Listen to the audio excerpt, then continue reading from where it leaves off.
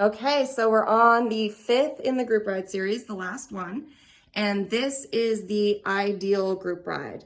So this can kind of be hard to find because you want to find the group ride that is not pushing you over your limits. It's not like crushing you and crushing your spirit by being too hard, but it's challenging enough. So I don't want you to be one of the strongest riders in this group.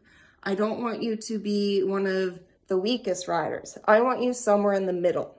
I want it to feel really, really crazy hard at times, but crazy hard in a way that you can keep up, you're not getting dropped. And then at times I want it to feel pretty easy where you're recovering. And the reason I want this is because unlike the previous group ride where you're just hanging on and it's crazy hard the entire time, in this ride you can recover and you can start to play and you can start to think about what you're doing and you can make choices. The other group ride that's crazy hard, your only choice is kind of like just go as hard as you can. But in this group ride where you're basically in the middle, you can choose whether to go hard at times, or you can choose like maybe you're the one making the attack because you saved your energy. When you're recovering, you can start to think about, okay, what am I recovering for? How am I recovering? You know, am I going to use that saved energy on a climb coming up? Who am I following? What wheels am I watching? Oh, look at that attack going down the road. Am I going to choose to let it go? And maybe other people will chase and I'll get on their wheels? Or am I going to choose to chase that down myself?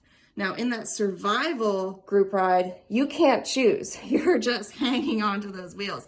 In this group ride, you can choose. And this is honestly, in my opinion, and most of the athletes I coach, this is definitely the most fun group ride because it's like a game. It's like a puzzle. You're making those choices and you're playing. And that's what I want to see. So try to find a group ride like this. You could do these once.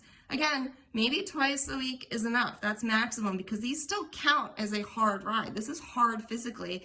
It's just not crazy hard, but it's hard. And most people shouldn't be riding more than about 3 really hard rides per week. If they do more than that, some people can handle that. I personally cannot. Sometimes I max out at 2. So think 2 to 3 rides, hard rides per week. This group ride counts as hard, and this is a great practice your strategy ride.